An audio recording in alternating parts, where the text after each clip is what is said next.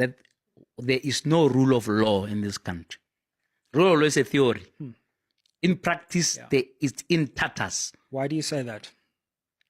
Well, there are rules that apply to you, but not that apply to the president. Yeah. If you were caught here in your studios with let's pick an amount of cash.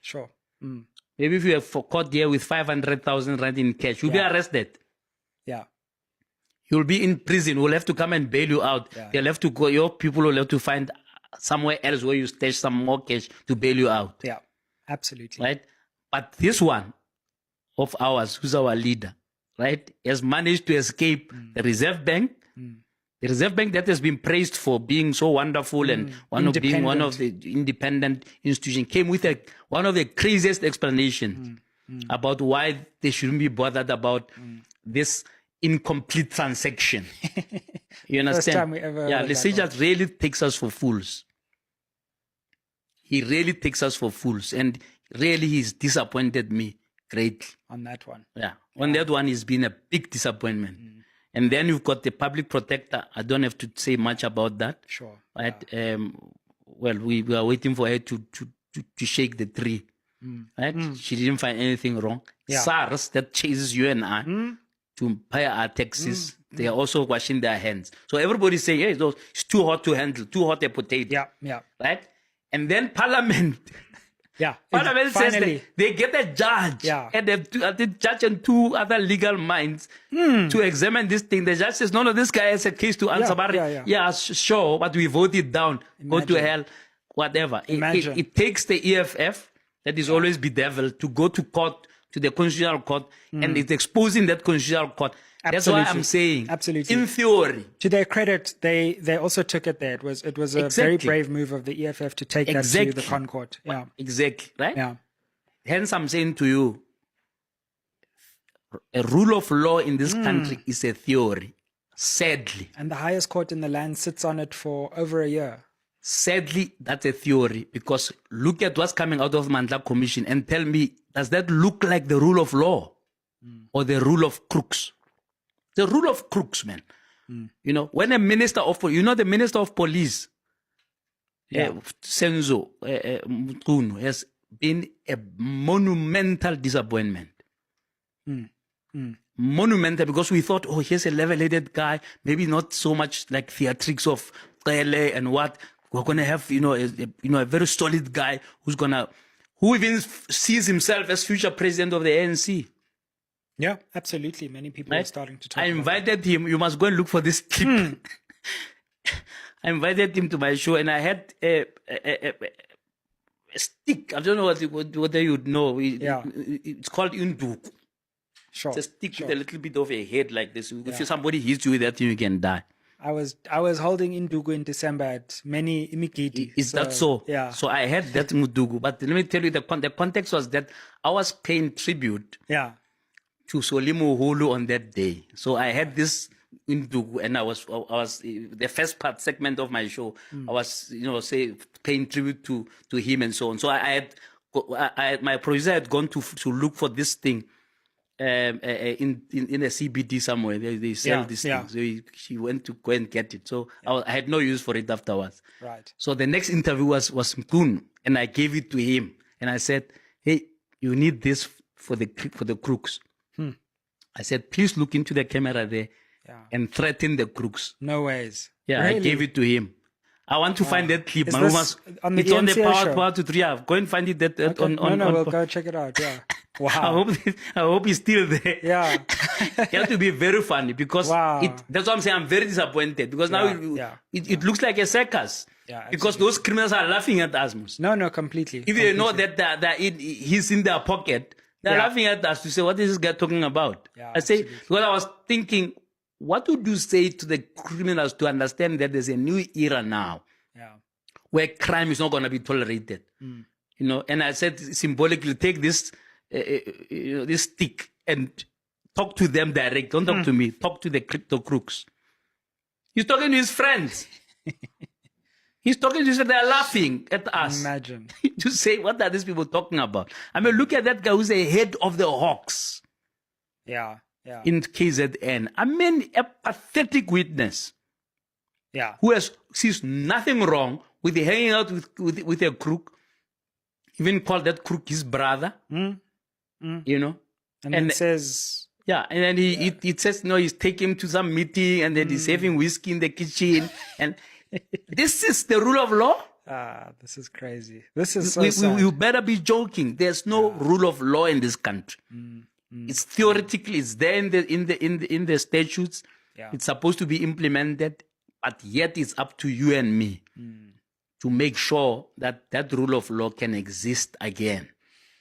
I agree fundamentally, and one of the definitions of rule of law is that the highest and most powerful are held to the same rules as the lowest and the least powerful. And I don't think we can say that in South Africa. No, we can't. You can be powerful enough as a politician. We've learned that you rise above that, or as a criminal or as a business person, and the rules no longer apply to you. Absolute law. We're talking now here, and you know, I'm so exhausted to talk about crop. People are saying, yeah, why not renting? It's been because I've rented about everything. You just have to go to the YouTube for any subject matter. You can dial around there, you'll find it. You truly can. Yeah. There's a king, a fake king of the Bakatla called Pilani, fake chap. The real king was actually in exile in Botswana, came back. This guy was supposed to be like a paramount chief, right? But through crookery, the Northwest government has given him back his certificate of recognition. Why? Because he's funding the ANC. He's funding the ANC. That's empty stadium that the ANC gathered in now. They didn't pay for it. I can challenge them now. Mbalo must come here and tell us, he must give us a receipt of the stadium. They didn't pay for it. Bakata had to foot that bill as a quid pro quo of this fake certification of this king. Sure. This is the rule of law you're talking about. There's no rule of law here. We are being fooled here, right? And there are rules for some and not others. Yeah, absolutely. Unfortunately. The DA, right, the worst hypocrites, they made a lot of noise here about Phala Phala. Helen Zille, you can go and find wherever she has said this, and John Steenhuisen vowed to their voters ahead of the 24 elections that they're going to prison Ramaphosa, imprison him and chain him for Phala Phala and whatever. Remember they went to the FBI They did all sorts of things. Yeah. Right? They are surprised now what Trump is doing to us, but they are responsible for it. They are the ones who are responsible for Trump's madness, essentially. Let's not forget it. John Steenhuisen wrote a letter to the president saying that Malema's chant is going to get people murdered here, etc. Then yes, he was in the Oval Office there to say, we're trying to keep these ones out. And he in his view, it was a showstopper for him to try and appease a white racist leader of the US. You understand? So the DA vowed to take Ramaphosa to the cleaners until he gave them power. They are quiet now. Yeah. Can you imagine the DA 3 years ago as an opposition allowing Ramaphosa not to come and testify? They were quiet. In fact, apparently they abstained yesterday. Yeah, they suggested, no, he can write a letter, whatever the legal team says. There's no problem. Yeah, you know, they know where their bread is buttered. Yeah, no, it's very disappointing because you understand? They used to at least provide some accountability for presidents in These Parliament. are the champions of the rule of law. When it suits them. Yeah. Right? Ramaphosa is a crook. When it doesn't suit them, he's okay. He doesn't have to. After all, he's not as sheepish as Mandela. Yeah, he can give us written submissions. He can just write down. It's okay. Imagine we asked anyone implicated in the commission to just give just write. You know, the same MPs are jumping up and down, wanting Phala Phala to appear. Exactly. Immediately. Hey, but when it comes to Ramaphosa, they say no. Otherwise, we'll also call Zuma. Yeah, that's so true. So who cares? They must call whoever. We'll subpoena Brown Mokgotsi. He must come and sit here. He must come here. Ramaphosa can write us a love letter. It's really a disgrace. You tell me. It's a total disgrace what we're going through. It's actually the Madlawa Commission is the bottom of the barrel stuff. it shows us that if we don't stand up and do something as citizens, we will regret it. Our children are gonna have nothing to inherit. What do you think that thing is? Because there are many people, I feel like this year, especially coming on the show and saying, you know what, something has to give. So we can't keep talking about it and criticizing this. What do you envisage that next stage might be? I wish I had an answer. Yeah. I'm still, maybe I'm in denial because, they used to call me a prisoner of hope, because even if I shout and scream, I still thought that the NC will renew itself. You understand? But I think it's a total lie that the NC will renew itself. We're lying to ourselves. And maybe the first stage is to stop lying to ourselves. Yeah, right? And it's a difficult pill to swallow because the ANC means so much to so many people deep down that it can be very difficult to come to that realization. No, absolutely. I mean, very few liberation movements can last as long as 114 years. Sure. And achieve the feat that the ANC achieved within 1994. Yeah. But I think it's not an exaggeration to say after 94, the ANC really dropped the ball. Absolutely. Right? And I'm not sure who's going to pick up that. It can't be the same people who have dropped the ball. Yeah. You need a different set of hands. Before the 94 elections, the 24 elections, I was the lone voice saying we need a government of national unity. I didn't know what I was asking for, if you see what's happening now. But I didn't envisage this in mind. I think you also said it on this channel before the election. Yeah. What I'm looking for is to say, party politics have failed us. Yeah. Truly they have. Party politics have failed us. So maybe we need to then look elsewhere for solutions. Yeah. There are good people in the EFF. There are good people in the ANC. Whatever is left of it. There are good people in IFP. I mean, if you look at that chap called, who's the spokesperson of the IFP, man? Yeah. Brilliant chap. I don't know why they are wasting him, making him a deputy minister, because what does a deputy minister do? There are good people in the DA. Yeah, sure. What we are failing as a country is to be able to have a machinery right, that could harvest these good people to work together for the good of the country. Yeah. And I think the country is at that point. Right? We may have all our ideological wish list to say, no, we can't. These ones are on the extreme of racism. These other ones are on the extreme of fascism. The others are in the extreme of tribalism and so on. Right? Those things are not going to. They're not going to win the day. None of those extremes are ever going to win the day. And the 2024 election showed us that. Where not even a single party got the confidence of the people. And so, if no single party got the confidence of the people, what is the message from the people? The message from the people may well be that we need to find each other. And so, find the competent ones amongst us and say to them, guys, solve the problems of this country. Yeah. Right? Absolutely. It may be an ideal thing. People were laughing at me when I was saying, let's have a GNU. And then 2 months later, all of them were now in the GNU. Before that, they were vicious saying, in fact, I remember the IFP president in particular said, if we do a GNU, it will be like bringing the ANC via back door. Yeah. He can be very firm, Yeah. Meanwhile, they were the first to jump. The next one is, we must listen to the people. This is what the people want. Yeah.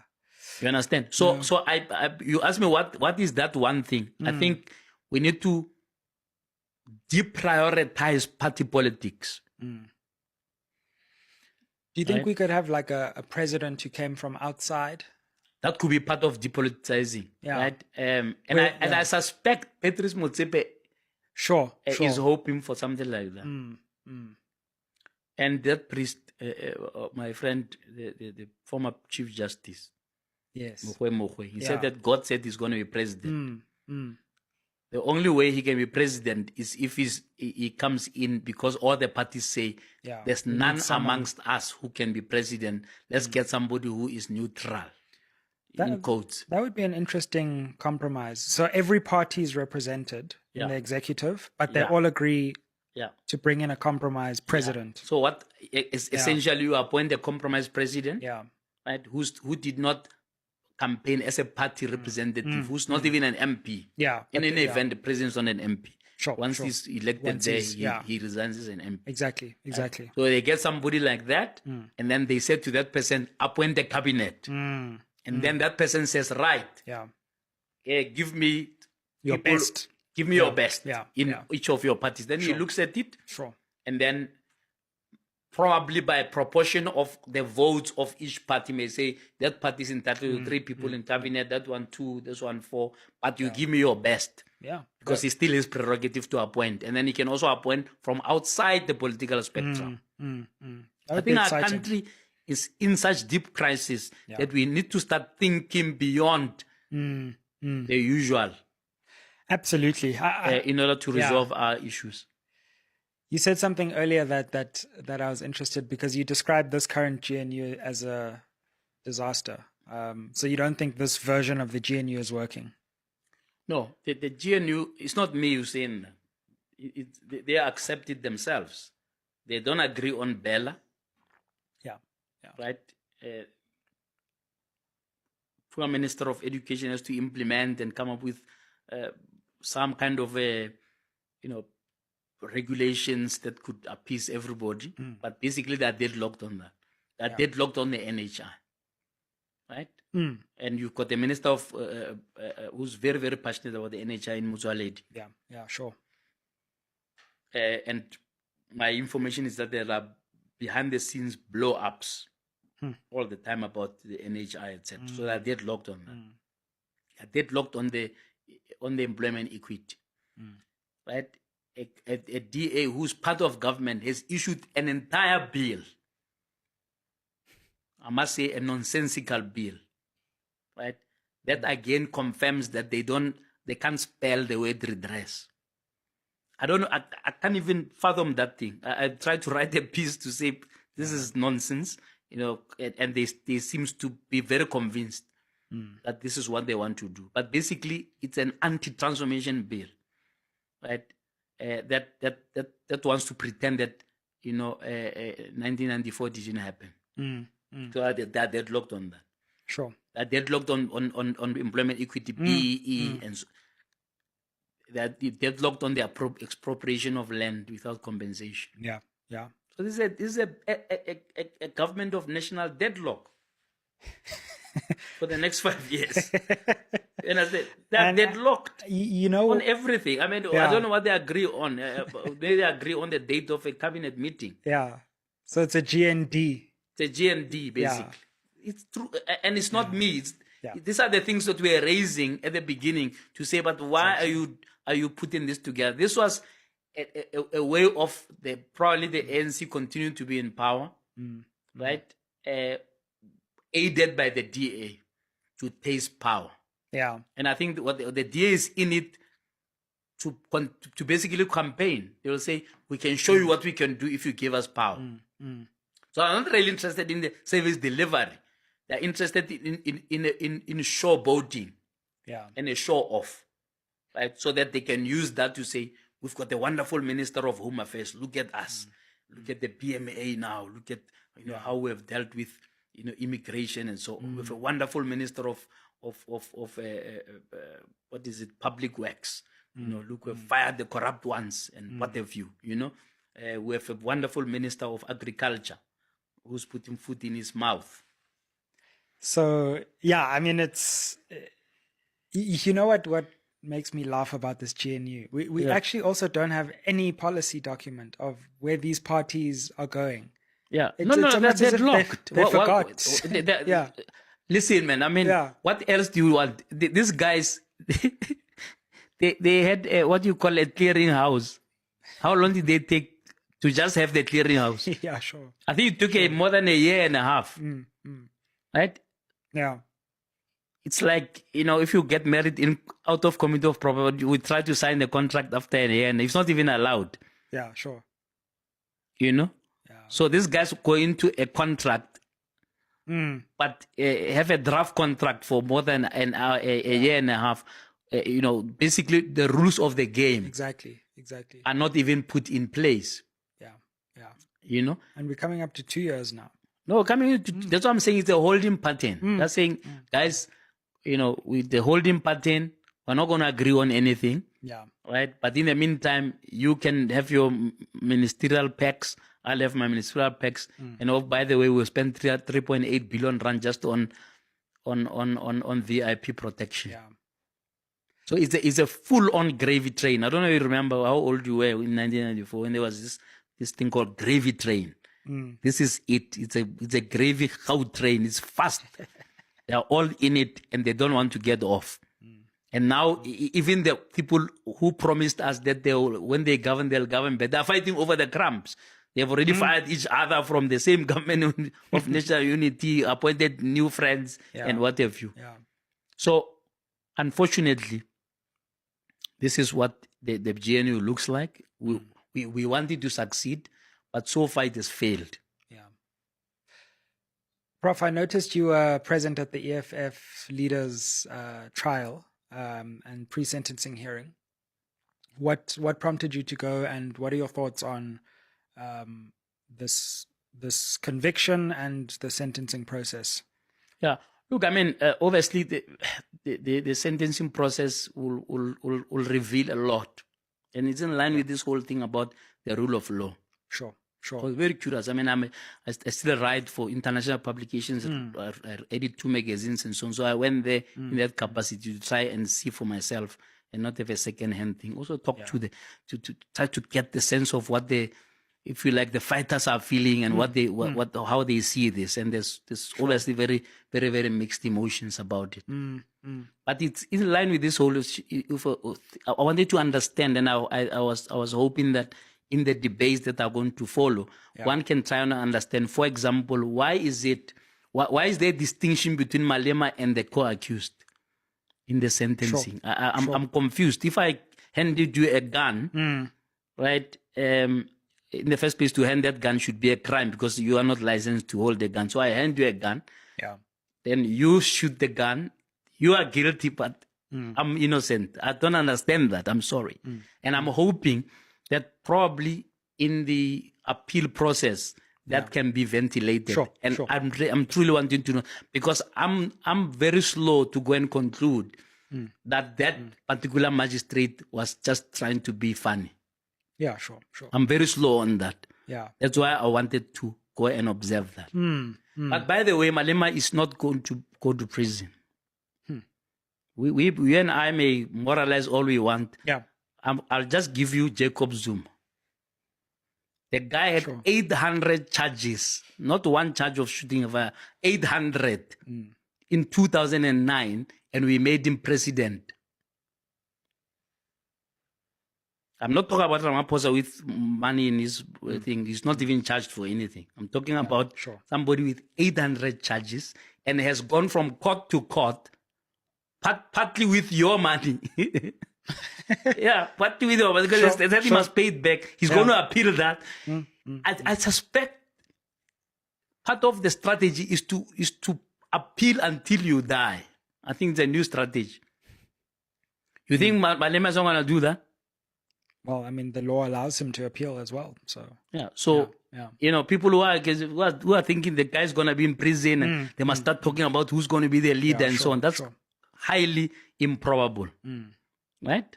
Whether it's correct or not is a different debate. Right? But it's, again, the rule of law. Surely, if there was a rule of law in this country, somebody should have stopped Zuma in his tracks within 5 years. It's been 15 years. I don't know, my math is not so good. 2009 to today, it must be 15 years. It's gone from... The trial is all about to take place. Sure. Right? Yeah. So you don't think Malema is going to operate the same playbook? Why shouldn't he? If every track record says, if you have got deep pockets and you are with a particular category, you can get away with, not seeing the inside of a prison. One thing I heard you say as well, and I do think is a strong argument for my lemma as well, is that it goes back to what we were saying, is that he's been brought before court twice now. Remember there was a thing where he pushed a security guard or something with Ndlozi. During the Winnie Mandela funeral. Yeah, exactly. And I mean, look, on the scale of wrong things in South Africa, I don't know why prosecutorial resources were wasted on that. He's acquitted. Yeah. He's then brought back again to court. Yeah. After 6 years. So how long is it been going on for? 6, 7 years. Yeah, exactly. And so it seems like there's all this energy for an opposition politician who's not in the governing coalition. But then you have a president, you have other people in cabinet, and then there's just no prosecutorial urgency.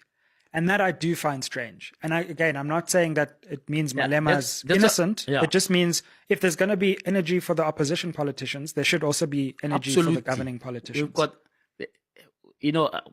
coming here, I thought, what should be the punchline here?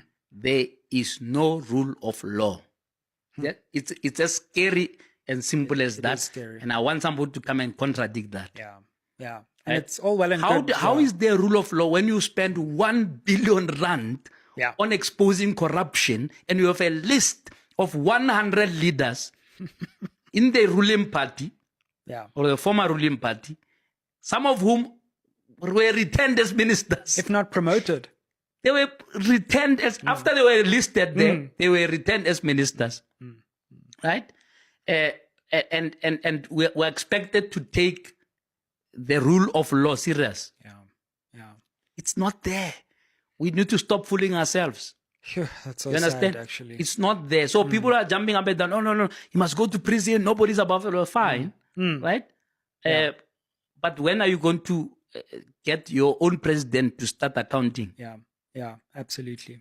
For Phala Phala. When are you going to get Gwede Mantashe to account why why Bosasa installed cameras in his house and he doesn't know? When are you going to get Thabang Makwetla to go to prison? He's still waiting for an invoice. He says he's waiting for this was his best explanation. I said, no. Why there's this invoice here of you installed camera? Yeah, I'm waiting for an invoice. Somebody it's like Zuma still waiting for an invoice for the wall that he built around his house. It's getting worse by the day. And I'm not quite sure where the citizens must look to, right, to resolve our issues. I really don't know, And you think you have seen it all, and then what happens yesterday happens, where a whole DA that used to be opposition for the last 20 years sits there sheepishly and agree that, no, the president has to account. Yeah, shameful. Basically, all of us who are shouting on the sidelines are crazy, were seen as crazy, right? And the saddest thing is that there's this failure of leadership is also failure amongst the intelligentsia of the country to just unite. Sure. Right? One of our worst enemies, where you must see blacks thriving is when they are attacking each other about something. There they thrive. It's even called a PhD. Pull him down. Yeah, sure. And I'm not by any stretch saying that people who are black people are doing wrong things, we mustn't criticize them. But it looks like that's our speciality. We're not specializing in how are we going to solve our problems. Sure. And collaboratively so as well.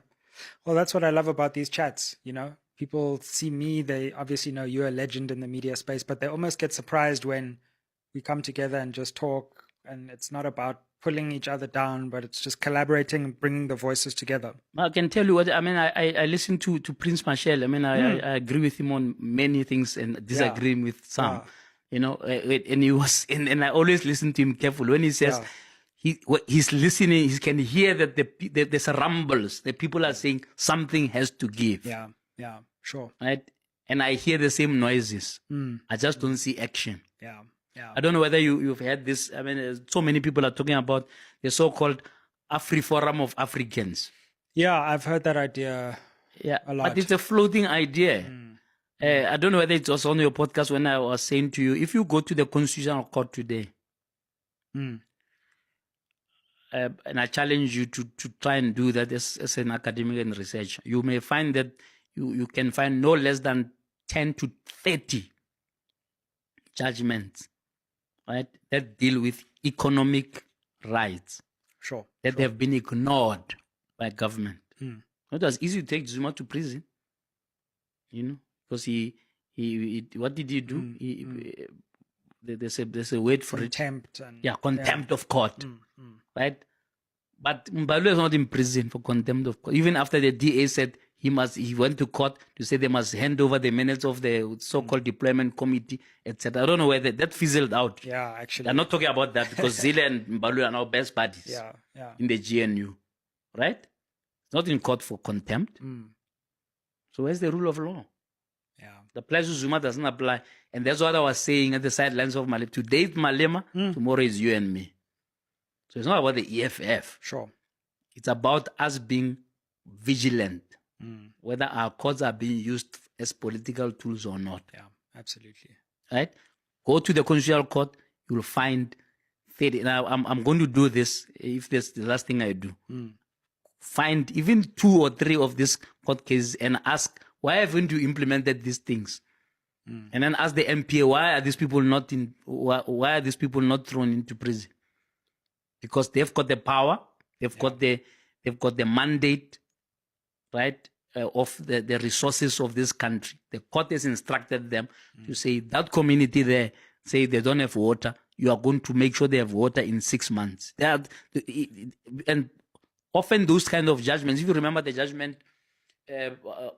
to the minister of the then Minister of Social Development, where Mogoeng sat down now in detail to say you must do 1, 2, 3. So getting the court to be involved at that level, it means that you are so recalcitrant. The court doesn't know what else to do other than tell you, we need this by such date and you must do it this way, that way, that way. There are judgments like that have been ignored.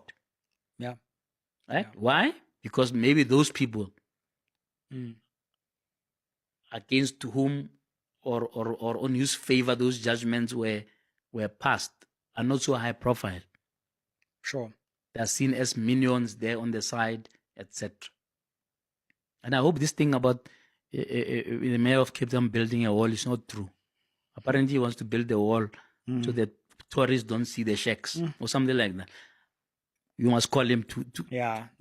We must try to understand that. Let's hope it's not true. Yeah, because you can't be that senseless in a country like ours.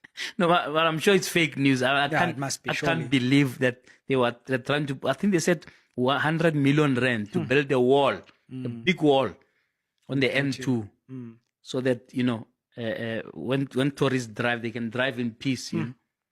And people who are living in those shacks, instead of taking that money and improving the lives of those people, I've not had government, whether being this one or previously, having a serious plan around how to get rid of informal settlement. Those are some of the problems that are facing the country. No, exactly. Right? That's and what now we GNU are distracted with crooks. Yeah. Right?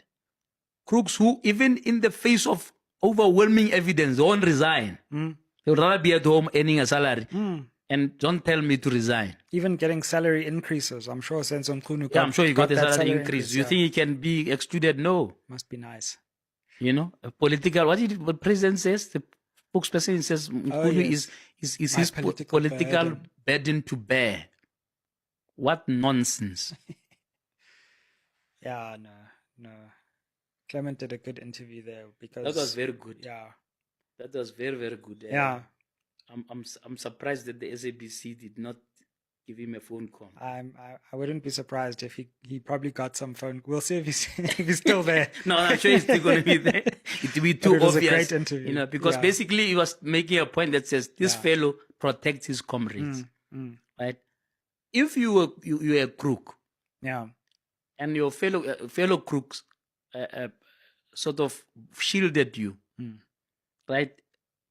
they will laugh at you if you call them and say, hey, can you stop being a crook? But you know what you have done. Right? An entire ANC conference did not discuss Phala Phala in 2022.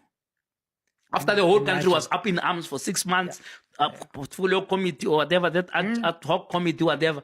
Those guys, the conference said in 2 sessions. Remember, they didn't finish his business. They said we're going to now kick it to Jan, and then... That matter did not arise. Yeah. Integrity committee had some report. We don't know what happened to that thing. No, the integrity just disappeared. So why do you think that Ramaphosa can actually fire? He's waiting for him to resign. Probably he's begging him, say, hey, Chief, it's looking bad now. Please, can you resign? It will actually be, I mean, usually they say, a cold day in hell. When Ramaphosa just fires a minister. Just say, sorry, you fired. Exactly. No, it's, it's going to be a big thing when the reports come in from Parliament and Madlanga, because at some point... They must converge. Yeah, they must converge, and then the president will have to make a decision. And I don't know what he's going to do, because you would think there would be so much pressure he will act. But at the same time, you can't underestimate this president's capacity to not act either. Yeah, but in this case, he is he's in a catch-22. You understand? Absolutely. He's in a catch-22 because the big question is, why is he still in office after the scandals? Yeah. Right? Yeah. Because he protected the people. Why is Gwede still there as minister when he has failed to appeal? Zonde said no. In any event, if you read the papers, you'll be very embarrassed. If you read Gwede's papers where he was trying to appeal. Madlang, he says, no, I was not in office. I was just a secretary at Lutulia House. I mean, who is he fooling? The Secretary General of the ANC at Lutulia is the most powerful politician in this country after the president. And you don't need to be a political scientist to figure that. No, he writes the opposite of that in his court papers. Perjuring himself straight, without flinching. He's still a minister, right? So now that is, unfortunately, the political burden that Ramaphosa has to bear. It's those people around him, the Mvula Mukoyanis of this world, right? Who has not told us about his chickens and whiskey, but she's a top 7. In fact, she wants to stand again in 2027, right? I don't know, and somehow they believe President Motsepe is gonna solve it all. Yeah. I don't know what you think about whether he even stands a chance. I think he's popular, but I think it's a poison chalice. If I was him, I wouldn't touch it. I wouldn't touch it via the ANC route. Maybe that other route we spoke about, where you actually speak to all the parties and you say, okay, I want to come in as a compromise figure under a real GNU. That I think could work. But the ANC will destroy you before you fix the ANC. Yeah, but also in that element of an independent president, he may fail on that because he's known as a founder of the ANC. Maybe. You understand? Yeah. It's interesting because in the interview with Vuyo Mvoko, I don't know if you saw that, he denied wanting to stand. Yeah, I saw that. Right? So he denied, he said, no, that would be madness. I'm paraphrasing, but he was saying basically it would be madness if he stood. Right? But that may be a strategy. Yeah, sure. Where he wants to be seen as not wanting it. Yeah. And then he'll be asked to want it. True. Then he'll say, it's like Mbeki wanting to stand for a 3rd term. Sure. He didn't want it. It was the branches. The branches will want speak. him. And to be honest, I spent some time at the NGC, and I think the ANC is very aware that the leader they choose next is going to have an electoral impact on them. So if they choose the wrong leader, they're going to be Absolutely. finished. So I do think there's appetite to potentially bring someone in who can save them from themselves. Yeah. Well, but I mean, they have to then pass by Paul. Paul is on pole position to be president. I think he's Fikile deputy. Mbalula is. I don't think Mashatile is in pole position anymore. In his head, Sure. And in terms of the track record and the history and of the ANC so far, the deputy ascends, right? So you'll have to say, well, why can't I ascend? I was never found guilty by any court of law. All this, the slogans are going to come out now. Right? So Mbalula to think is going to overtake him. It's quite brave. It is. Of him. And then you've got the Petrus factor. And the way Mbalula is angry around the Petrus factor, you can see that he sees him as a serious competition who's going to really, take the rug out, below, from below his feet, so to speak. So that's going to be very interesting times. Very interesting. And I think the ball is in Motsepe's court. If he wants to do it, I think, time is running out, but I think he's a formidable candidate, but to take on that job, it's already destroyed one billionaire's reputation in some ways. So he'd be a brave person. Well, it's in the family because he may be thinking, let me just help my brother-in-law to continue the legacy. And in any event, as other commentators are saying, Cyril would rather prefer him than Paul. Yeah, sure. Apparently, Cyril would like to have somebody who's not going to arrest him. That's how they put it colloquially. You say, hey, wow. If I just get somebody who's friendlier, then I can just retire in peace. So nobody knows. We can only guess. It's not long now. And contemplate. But it's going to be interesting times ahead. I think the election is going to affect the succession a lot because if the ANC suffers another hammer blow like they suffered in 2024, that it's going to be hard for the leadership. Well, you should say when. Yeah, I think so. When they suffer it. Because you see, the problem is Ramaphosa says he was surprised by the election. I don't know if you saw there was a documentary about the GNU and what, and then he says he was very shocked. Why was he shocked? Because in the 21 elections, the ANC was at 45%. Right? True. And they had every explanation from weather to people not boycotting to vote, whatever, instead of saying, this is the message that our people are sending us. Absolutely. Right? A couple of weeks ago, people circulated a rant that I was making about the Northwest just 2 weeks ago. And it was done 2 years ago.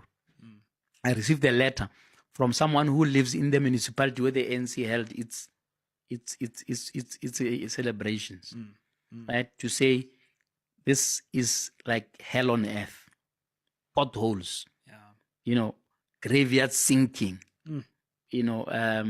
no, what is this garbage being picked up, etc., etc. 2 years ago, right? The same things people were saying them, as NC has this habit of, if they're going to have a celebration in that locality, in that week, they go to door and so on. People are telling them the same thing. Absolutely. Look at Joburg. I mean, Joburg is in a sorry state. Well, they are fighting now over, they're saying they want a deputy mayor. I mean, these guys, when they say tone deaf, if a tone deaf was a person. Yeah. Absolutely. It would be the ANC. They want a deputy mayor. Imagine. Right? And they're saying that deputy mayor should be the MMC of finance. It just happens that the MMC of finance is a person who assumably won the elections because they're saying that the elections were fake and the ballot boxes were found in the field. I mean, it's like crazy stuff, movie stuff. Yeah. And apparently the electoral officer who presided over those results have been murdered. Really? Yeah, that's what's in the news in the last 2 or 3 days. I didn't see that. And I'm just saying now they're going to kill each other for the crumbs. Because the crumbs is all that's left. Yeah. If you look at the coalitions, you look at the GNU, you predict what's going to happen in 2029. We're talking crumbs, but then it means that fewer comrades can eat. Yeah. So they're going to fight over the crumbs. It's actually very, very bad. Definitely. I think there's another shock coming in this election. Well, we'll be on the sidelines to observe. Indeed, we'll be there. Any book recommendations, Prof? Anything that you've been... I've been reading 2 books in parallel. One is a book by Thebe Ikalafeng called Rooted and Rising. Lovely. Beautiful, Great. beautiful. We had him here for his first book. Yeah, I'm halfway through that. Okay. Very, very brilliant because Lovely. he is raising key issues about identity. And I think we're losing that. Sure. Right? Okay. We're losing that and we're on the danger of also losing hope in ourselves. Lovely. If you listen to that, you're really going to be discouraged. If you listen to that advisor of Museveni, you think, my God, our message is not getting through. That says we need self-determination. So that Rooted and Rise, I recommend that. Very, very good read. And then Coming In From the Cold is a book by Bonang Mohali. Yes. If you want to be inspired, and you're feeling there's too much negativity in the country, you go and read that book, Coming In From the Cold, by Bonang Mohali. It made me go and read the other book he published before, which is called Lift As You Rise. Yeah. If we all just did that, because things are so bad, right, that no Big Bang theory is going to solve our problems. Yeah. So it means that in your corner, you must lift others as you rise. In your small way, right? Plant a seed so that in 20 or 30 years' time, things are not falling apart. Yeah. So those are the books I would recommend. Great. Lift As You Rise by Bonang, thanks. Coming In From the Cold by Bonang, and then Rooted and Rising by Thebe Ikalafeng, who, by the way, I must congratulate and give a shout out to him. He's been appointed Chancellor of the University of the Sol Plaatje in Kimberley, inaugurated in a few weeks. Absolutely. Truly somebody who's a shining light for our continent. I must get both of them to come on the show. Thanks for the recommendations. Thanks again for your time. It's always great to see you. Wishing you all the best in this new journey as you start your own podcast. And we'll be there rooting for you. Thank you so much. I'll see you at the launch. No doubt. Okay, wonderful. Like, share, subscribe. Help us get to 400,000 subscribers. And keep it locked on SMWX. Yeah. In South Africa, there's no such a thing called the rule of law. The law in South Africa has eyes and ears, meaning the law is applied according to who you are associated with, and what is your status in society. We have seen that as ordinary masses in this country, that the law has its own people that it serves and protects. That is a fact of the matter. Look at how Phala Phala is being handled with. Not just Phala Phala, but let's talk about Cyril Ramaphosa. Look at how the judiciary tiptoes around Cyril Ramaphosa. Now, I want you to ask yourself a question. Had it been Jacob Zuma who finds himself in Ramaphosa's shoes, do you think the judiciary will be so lenient if it was Jacob Zuma who was in Cyril Ramaphosa's position? If it was Jacob Zuma who requested that the banking statements which reek of corruption in terms of how the conference was bought, in terms of how the media, the judiciary, and the academia were paid, in fact, to use the proper wording, were bribed by Cyril Ramaphosa in 2017. Do you think if it was Jacob Zuma who had done that and then ran to the courts and requested the courts to seal the statements and keep them a secret, do you think the judiciary will have agreed to that? Of course, it will have not agreed to that. But because it is Cyril Ramaphosa, then a separate set of rules exists specifically for Cyril Ramaphosa. Therefore, you cannot be coming to us and tell us that in South Africa there's a rule of law. No, it has to be clear that there are certain people who are insulated from what you and I are subjected to. Now we get to Phala Phala. Look at how the public protector, in fact, it's even an insult to call that office a public protector. That is a President Cyril Ramaphosa's protector. SARS, look at how they've done everything in their power. Everything in their power to protect Cyril Ramaphosa, even concealing evidence that is quite clear for everyone to see that there's corruption involved here. But because it is Cyril Ramaphosa, a darling of the white system, the white establishment, then those institutions decide to turn a blind eye. That is despite the high panel led by the former Chief Justice had found that there's a prima facie case that Cyril Ramaphosa has to answer to. That's what we are confronted with in this country. So there's no rule of law in this country. Stop lying to people. Thank you guys for tuning in. My name is Devos Kosana. The name of the platform is IZWI LABANSUNDU, the voice for Africans. Kama Africa.